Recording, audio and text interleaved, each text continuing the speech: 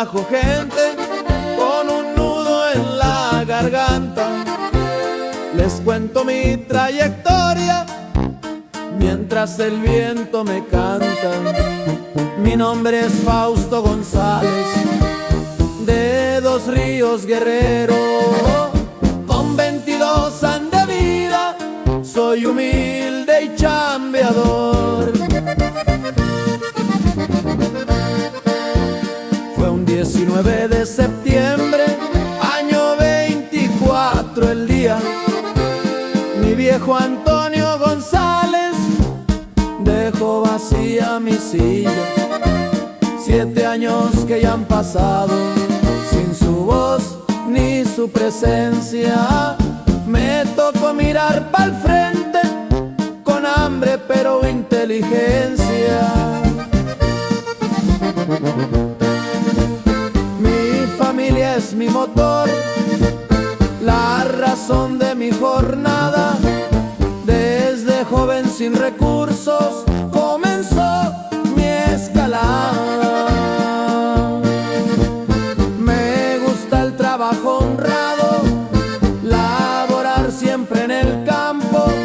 Soy calmado mas no dejado, lo que tengo me lo gano.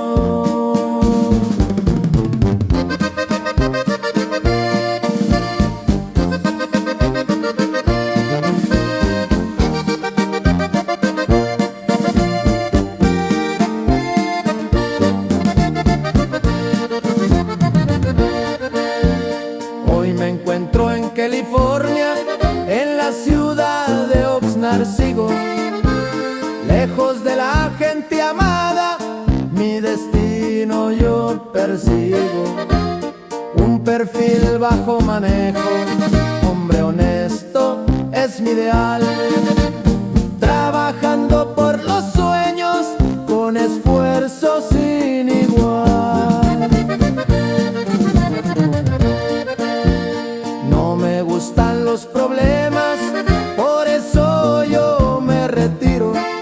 A mi hermano Fidel González un saludo yo le tiro. Él me ha echado la mano, somos de diferente madre, pero un solo padre.